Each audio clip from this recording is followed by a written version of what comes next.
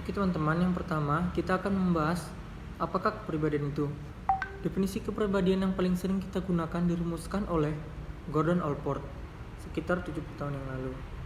Kepribadian sebagai jumlah total dari cara-cara seorang individu beraksi dan berinteraksi dengan orang lain, atau kecenderungan psikologis seseorang untuk melakukan tingkah laku sosial tertentu, baik berupa perasaan, berpikir, bersikap, dan berkendak maupun perbuatan. Kepribadian seorang individu akan dipengaruhi oleh faktor keturunan hereditas atau lingkungan. Kepribadian tampaknya merupakan hasil dari keduanya. Meskipun demikian, riset cenderung mendukung pentingnya faktor hereditas dibandingkan lingkungan. Kita akan membahas apa itu hereditas. Hereditas merujuk pada faktor-faktor yang ditentukan oleh konsepsi, figur, fisik, fitur-fitur wajah, jenis kelamin, temperamen, komposisi otot dan refleks. Level energi dan ritme biologis umumnya dianggap benar-benar atau secara substansial dipengaruhi oleh orang tua dengan biologis, fisik, dan pembentukan fisiologis inheren orang tua Anda. Pendekatan genetik berpendapat bahwa penjelasan akhir dari kepribadian seorang individu adalah struktur molekul gen yang terletak dalam kromosom. Para peneliti di banyak negara berbeda telah mempelajari ribuan kembar identik yang dipisahkan saat lahir dan dibesarkan secara berjauhan. Alhasil, para peneliti telah menemukan bahwa hereditas mempengaruhi sekitar 50% dari kesamaan pribadi antara anggota individu dan lebih dari 30% kesamaan dalam minat kerja dan hiburan. Selanjutnya, apa alasan penting manajer perlu mengetahui bagaimana mengukur kepribadian? Yang pertama itu kita harus mengetahui bagaimana cara mengukur kepribadian, yaitu dilakukan dengan cara observasi direct. Observasi direct berbeda dengan observasi biasa, di mana observasi direct mempunyai sasaran yang khusus, sedangkan observasi biasa mengamati seluruh tingkah laku subjek.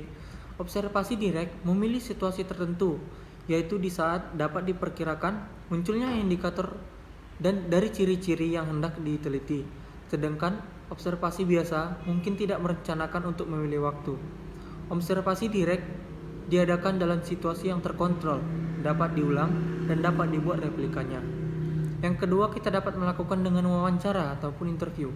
Menilai kepribadian dengan wawancara berarti mengadakan tatap muka dan berbicara dari hati ke hati dengan orang yang akan dinilai. Yang ketiga itu adalah tes proyektif.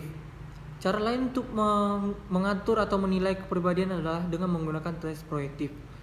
Orang yang akan dinilai memprediksikan dirinya melalui gambar atau hal-hal lain yang dilakukannya. Tes proyektif pada dasarnya memberi peluang kepada testi atau orang yang dites untuk memberikan makna atau arti atas hal yang disajikan. Tidak ada pemaknaan yang dianggap benar atau salah. Jika kepada subjek diberikan tugas yang menuntut penggunaan imajinasi, kita dapat menganalisis hasil fantasinya untuk mengukur cara dia merasa dan berpikir. Jika melakukan kegiatan yang bebas, orang cenderung menunjukkan dirinya, memantulkan kepribadiannya untuk melakukan tugas yang kreatif. Yang keempat itu ada inventory kepribadian, di mana inventory kepribadian adalah kuesioner yang mendorong individu untuk melaporkan reaksi atau perasaannya dalam situasi tertentu. Kuesioner ini mirip wawancara terstruktur, dan ia menanyakan pertanyaan yang sama untuk setiap orang, dan jawaban biasanya diberikan dalam bentuk yang mudah dinilai, seringkali dengan bantuan komputer. Kemudian, balik lagi, mengapa penting bagi manajer untuk mengetahui kepribadian? Karena riset telah menunjukkan kegunaan uji kepribadian dalam keputusan perekrutan dan membantu manajer memprediksi siapa yang terbaik untuk sebuah perekrutan. Yang artinya, dalam merekrut sumber daya manusia yang berkualitas, para manajer harus mengetahui kepribadian setiap calon karyawan dengan berbagai metode atau cara guna untuk mendapatkan SDM yang terbaik. Oke, selanjutnya itu kita akan membahas indikator kepribadian menurut Myers-Briggs atau Myers-Briggs Type Indicator. yang disingkat dengan MBTI. Yang pertama itu extrovert versus introvert, di mana pasangan indikator ini menunjukkan tentang bagaimana seseorang merespon dan berinteraksi dengan dunia luar mereka. Extrovert cenderung berorientasi pada aksi, lebih suka dengan interaksi sosial, dan merasa mendapatkan energi setelah menghabiskan waktu dengan orang lain. Sedangkan introvert cenderung berorientasi pada pikiran. Mereka suka dengan interaksi sosial yang dalam dan bermakna, dan merasa lebih bertenaga setelah menghabiskan waktu sendirian. Yang kedua itu perasa versus intuitif. Pasangan indikator ini menunjukkan bagaimana seseorang mengumpulkan informasi dari lingkungan sekitar mereka. Semua orang melakukannya antara sensing dan intuiting, tergantung pada situasi. Menurut MBTI, orang cenderung akan dominan pada satu cara daripada yang lainnya. Orang-orang yang memilih sensing cenderung memperhatikan kenyataan dan terutama apa yang mereka pelajari dari indera mereka. Mereka lebih fokus pada fakta dan detail. Mereka juga suka belajar melalui pengalaman sendiri. Bagi mereka yang memilih fokus pada intuiting, akan lebih menaruh perhatian pada sesuatu seperti pola dan impresi. Mereka senang berpikir tentang kemungkinan, membayangkan masa depan, dan teori yang abstrak. Yang ketiga itu ada memikirkan atau thinking versus merasakan atau feeling. Skala ini fokus pada bagaimana orang membuat keputusan berdasarkan informasi yang mereka terima dari fungsi sensing dan intuiting. Orang-orang yang memilih thinking akan berdasar pada fakta dan data objektif. Mereka akan cenderung konsisten, menggunakan logika dan impersonal saat memutuskan sesuatu. Sedangkan mereka yang memilih feeling akan cenderung memperhatikan orang dan emosi saat akan memutuskan sesuatu. Yang keempat itu judging versus perceiving, di mana pasangan indikator yang terakhir ini mengukur bagaimana seseorang bersikap dengan dunia luar. Orang-orang yang memilih judging akan memilih keputusan yang terstruktur dan tegas. Orang yang memilih bersikap perceiving akan lebih terbuka, fleksibel, dan beradaptasi. Pasangan indikator ini akan berinteraksi dengan skala indikator yang lainnya. Perlu kita ingat bahwa setiap orang kadang menghabiskan waktu untuk extraverting. Skala judging perceiving akan membantu apakah kamu extravert saat mendapatkan informasi baru, di mana yang disebut tadi sensing versus intuiting, atau saat kamu membuat keputusan, atau thinking versus feeling. Selanjutnya, kita akan membahas indikator kepribadian mode 5 besar menurut Lewis Goldberg. Yang pertama itu ekstraversi, di mana dimensi ekstraversi menampilkan level kenyamanan kita di dalam hubungan. Ekstraversi cenderung ekspresif, percaya diri, dan mampu bersosialisasi. Sebaliknya itu disebut dengan introvert. Introvert cenderung pemalu, penakut, dan tenang. Yang kedua itu keramahan. Dimensi keramahan merujuk pada kecenderungan seorang individu untuk memahami orang lain. Orang yang ramah, kooperatif, hangat, dan mempercayai. Orang yang berskor rendah pada dimensi ini cenderung tidak ramah, bersikap dingin, dan juga antagonis. Yang ketiga itu adalah kehati-hatian. Dimensi kehati-hatian adalah sebuah ukuran reliabilitas. Orang yang sangat hati-hati bertanggung jawab, teratur, dan dapat diandalkan serta persisten. Mereka yang berskor rendah pada dimensi ini akan mudah dialihkan, tidak teratur, dan tidak dapat diandalkan. Yang keempat itu adalah stabilitas emosional, di mana stabilitas emosional seringkali dilabeli dengan kebalikannya. Uring-uringan menunjukkan kemampuan seseorang untuk menghadapi stres. Orang dengan stabilitas emosional positif tinggi, cenderung tenang, percaya diri, dan aman. Mereka dengan skor rendah pada dimensi ini cenderung gugup, cemas, depresi, dan tidak aman. Yang kelima itu adalah keterbukaan pada pengalaman. Dimensi keterbukaan pada pengalaman mencakup kisaran minat dan ketertarikan atas inovasi. Orang yang sangat terbuka, kreatif, ingin tahu, dan secara artistik sensitif. Sebaliknya mereka yang berskor rendah pada dimensi ini biasanya konvensional dan merasa nyaman dalam keadaan yang dikenal. Pembahasan selanjutnya akan dijelaskan oleh Rio.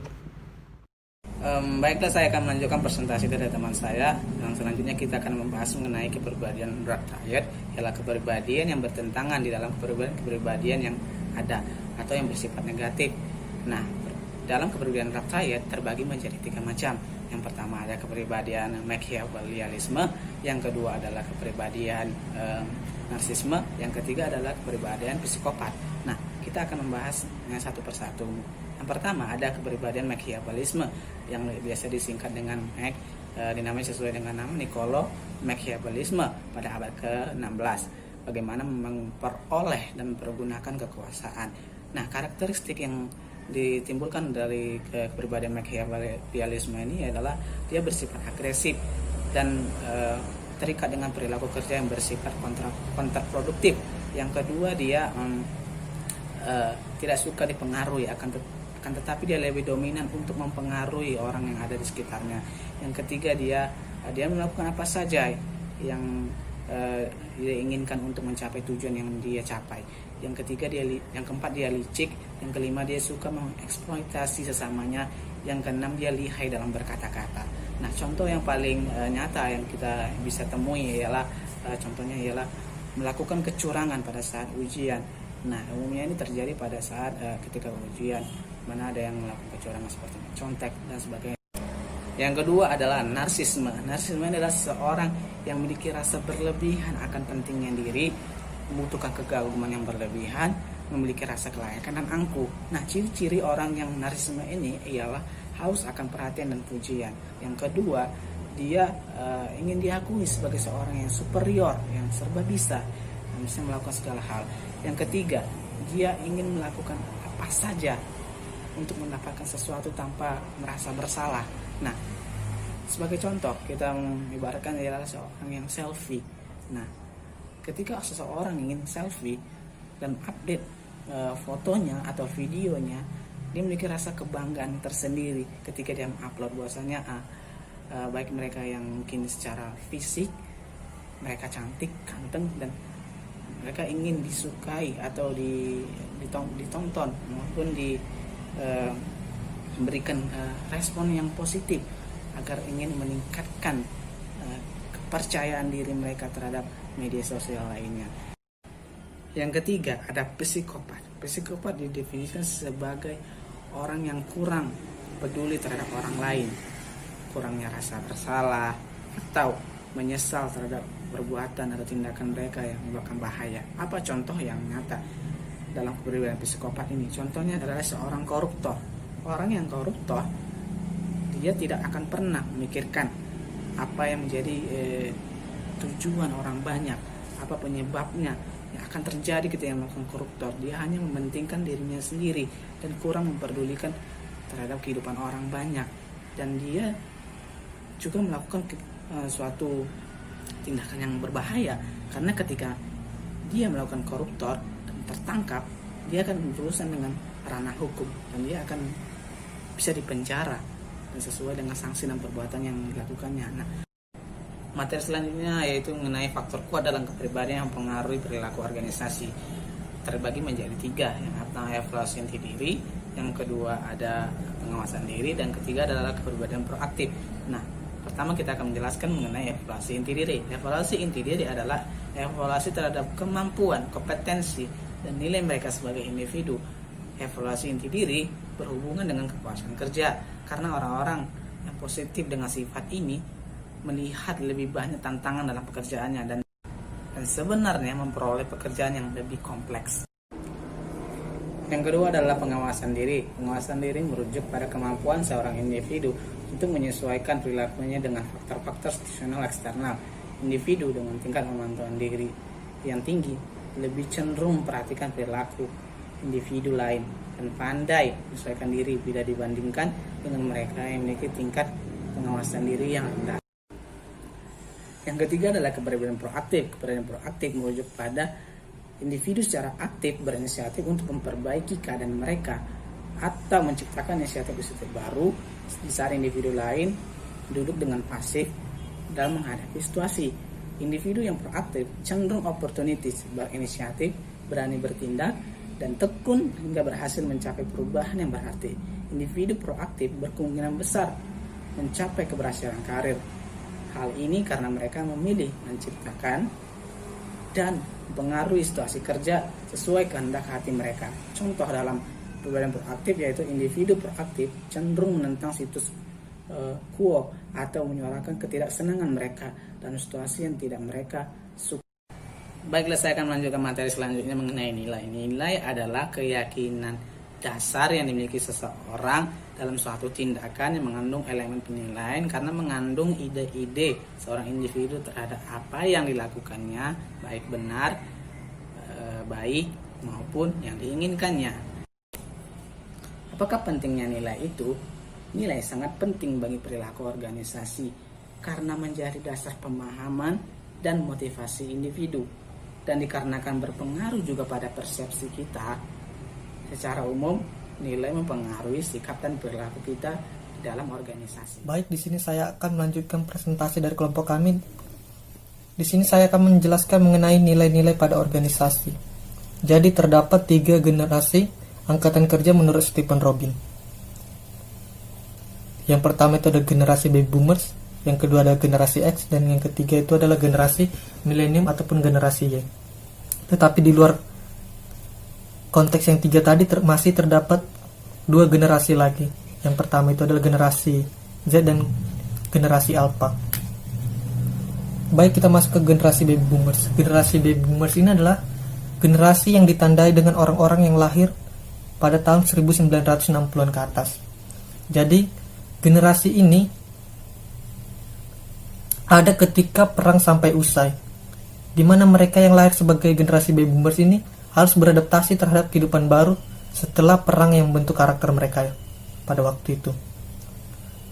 Sikap yang paling khas yang ditunjukkan oleh generasi baby boomers ini adalah mereka masih memegang teguh adat dan istiadat yang berlaku. Kemudian generasi ini itu susah menerima perubahan serta teknologi yang berkembang. Tetapi generasi baby boomers ini salah satunya itu adalah pekerja keras dan berdedikasi tinggi, di mana mereka ini fokus untuk mengembangkan diri mereka agar mendapatkan hal yang lebih baik. Generasi baby boomers ini adalah generasi yang rela bekerja keras agar anak-anaknya itu dapat menempuh pendidikan setinggi-tingginya. Jadi, generasi baby boomers ini beranggapan hidup harus dihabiskan hanya untuk bekerja. Akibat sikap itu, mereka ini menjadi kaku dengan adanya perubahan dan cenderung beranggapan semua pekerjaan itu harus dilakukan dengan bekerja keras. Yang kedua itu adalah generasi X. Generasi X ini merupakan hasil didikan dari generasi baby boomers tadi, di mana generasi baby boomers yang sebelumnya itu adalah generasi yang sangat suka bekerja keras. Jadi karena melihat orang tua mereka yang bekerja keras tadi, generasi X ini cenderung memilih pekerjaan yang tidak menghabiskan banyak waktu di luar. Jadi mereka ini cenderung memilih pekerjaan seperti berwirausaha ataupun pekerjaan di rumah lainnya. Generasi X ini pun tidak menyukai adanya kekuasaan yang mengikat dan persyaratan kerja. Selain itu, mereka ini juga menyukai suasana pekerjaan yang tidak mengikat, efisien, dan fleksibel.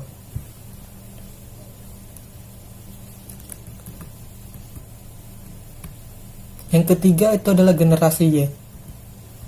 Generasi Y ini adalah generasi yang lahir pada tahun 1981 sampai 1994. Bisa disebut juga dengan generasi milenial. Pada era teknologi yang berkembang pesat saat itu, anak-anak dapat menemui teknologi berupa handphone dan video games. Akibat generasi yang Y dapat mendapatkan informasi lebih cepat. Generasi Y ini umumnya itu sikap toleransinya itu sangat tinggi dan menghargai adanya perbedaan. Sama seperti generasi baby boomers yang sebelumnya, generasi Y ini pun selalu bekerja keras dan ulet agar mendapatkan hasil yang optimal. Kemudian generasi Y ini sangat menyukai adanya tantangan. Tidak jarang mereka itu melakukan banyak tugas dalam satu waktu. Mereka ini tidak mempermasalahkan adanya sistem lembur asalkan hasil kerja dapat memuaskan mereka. Jadi mereka ini tidak mempermasalahkan waktu mereka yang memiliki, tapi mereka ini berfokus pada hasil pekerjaan yang mereka lakukan. Mereka ini pun memiliki sifat tidak segan untuk menerima kritikan atas apa yang mereka lakukan atau mereka kerjakan.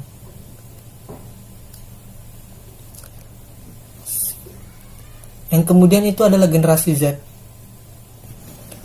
Generasi Z ini adalah berisi orang-orang yang lahir pada tahun 1995 sampai 2010. Di mana mereka ini lahir pada masa transisi perkembangan teknologi. Adanya teknologi yang serba memudahkan menyebabkan generasi Z ini menyukai hal-hal instan dalam proses bekerja. Generasi Z ini tumbuh bersamaan dengan adanya inovasi teknologi yang beragam, seperti smartphone, sosial media, dan lainnya. Itu menjadikan mereka ini sangat tergantung terhadap teknologi tersebut. Tidak jarang, mereka ini mementingkan popularitas dari sosial media dengan melakukan hal-hal penuh sensasi.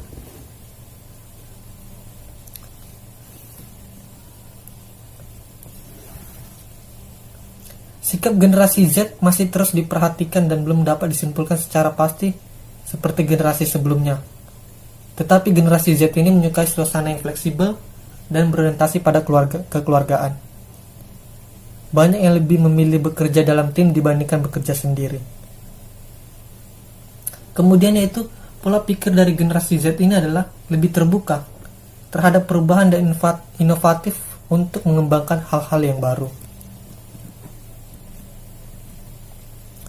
Tetapi yang menjadi satu masalah dalam generasi Z ini adalah mereka ini mengatakan bahwa generasi Z ini cenderung tidak peduli dengan kondisi sekelilingnya dan terlalu bersikap individualis dalam menghadapi sebuah masalah. Yang terakhir adalah generasi Alpha.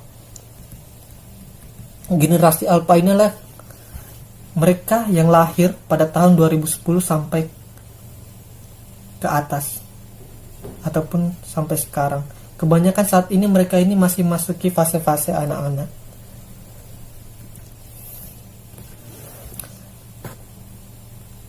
Pada generasi Alpha ini, sejak dini mereka ini sudah terbiasa dengan adanya teknologi.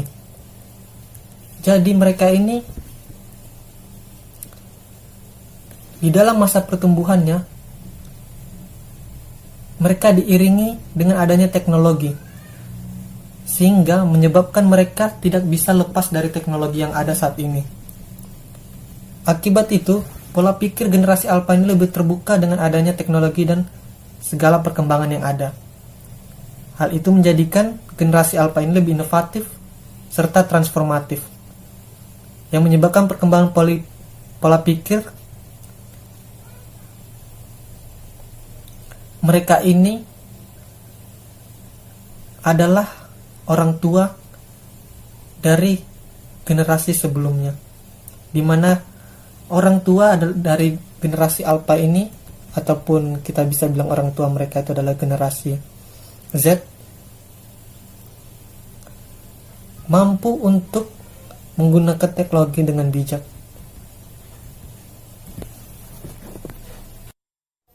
Kemudian yang selanjutnya itu adalah keterkaitan kepribadian dan nilai-nilai individu di tempat kerja. Yang pertama ada kecocokan orang terhadap pekerjaannya. John Holland mengidentifikasi dan mengusulkan bahwa kepuasan dan keinginan untuk meninggalkan sebuah posisi bergantung pada seberapa baik individu itu mencocokkan kepribadiannya dengan sebuah pekerjaan. Jadi, ketika seorang individu merasakan kepribadian yang ia miliki itu tidak sesuai dengan apa pekerjaan yang ia lakukan saat ini, maka ia akan cenderung meninggalkan posisi tersebut ataupun pekerjaan tadi dan mencari pekerjaan yang lain yang sesuai dengan kepribadian yang ia miliki itu di tempat lain. Yang kedua ada kecocokan orang terhadap organisasi. Cocok atau tidaknya kepribadian seseorang terhadap organisasi itu akan menentukan apakah orang atau individu tadi akan melanjutkan pekerjaannya ataupun meninggalkan pekerjaannya di suatu organisasi. Jadi ketika seseorang memiliki kepribadian bekerja keras, mampu bekerja di bawah tekanan, disiplin, sesuai dengan kepribadian yang ada pada suatu organisasi, maka ia akan cenderung merasa puas dan serta tertantang dan termotivasi di dalam melakukan pekerjaannya di suatu organisasi di mana ia bekerja tadi. Selanjutnya saya akan menjelaskan mengenai nilai-nilai dimensi hosted dari budaya nasional. Yang pertama itu ada jarak kekuasaan. Jarak kekuasaan di sini menjelaskan tingkat di mana orang-orang dalam suatu negara menerima bahwa kekuasaan dalam institusi dan organisasi itu tidak menyebar secara merata. Misalnya di sini adalah Malaysia. Malaysia adalah negara yang mendapatkan skor tinggi pada indeks jarak kekuatan. Karena jarak kekuasaan yang tinggi ini adalah budaya di mana seseorang tidak boleh mempertanyakan seseorang yang berkuasa seperti manajer, profesor, ataupun pejabat pemerintah. Karena otoritas dihargai dan kekuasaan tidak didistribusikan secara merata. Yang kedua itu ada individualisme versus kolektivisme. Individualisme di sini adalah tingkat di mana orang-orang itu lebih memilih untuk bertindak sebagai individu, di mana anggota kelompok mempercayai hak-hak individu berada di atas segala-galanya. Sedangkan kolektivisme di sini menekankan kerangka sosial yang ketat, di mana orang-orang mengharapkan yang lain dalam kelompok yang menjadi bagiannya untuk merawat dan melindungi mereka. Contoh negara yang berbudaya individualisme adalah Amerika, di mana orang-orang di Amerika bekerja keras untuk mencapai jabatan tinggi dan tidak segan-segan untuk bersaing demi memperebutkan posisi tertentu tanpa memikirkan orang lain. Sedangkan contoh dari budaya kolektivisme yaitu misalnya Cina, di mana mereka menggunakan kata kami dalam berkomunikasi, di dalam loyalitas dan keharmonisan antara karyawan sangat terjaga sehingga bentrokan pribadi dapat dihindari. Kemudian ada budaya maskulin versus feminitas. Budaya maskulinitas ini adalah budaya di mana mereka menghargai nilai prestasi kerja dan ketegasan, sehingga budaya ini dianggap lebih sesuai dengan karakter laki-laki yang tegas, lebih berambisi dan berani bersaing. Contohnya di sini adalah negara yang memiliki budaya maskulinitas adalah Jepang, di mana menganggap jenis kelamin laki-laki memiliki kekuasaan absolut dan sebagai penerus nama keluarga. Sedangkan kebudayaan feminitas lebih banyak dimiliki oleh bangsa-bangsa yang tinggal di daerah beriklim dingin dan sedang, di mana kebudayaan feminitas ini memiliki nilai-nilai penurut dan mendukung kehidupan sosial, di mana lebih menghargai sesama dan simpati kepada orang yang berkekurangan. Contohnya itu adalah tidak adanya diskriminasi antara gender saat melamar pekerjaan di Amerika. Yang ketiga itu adalah penghindaran ketidakpastian.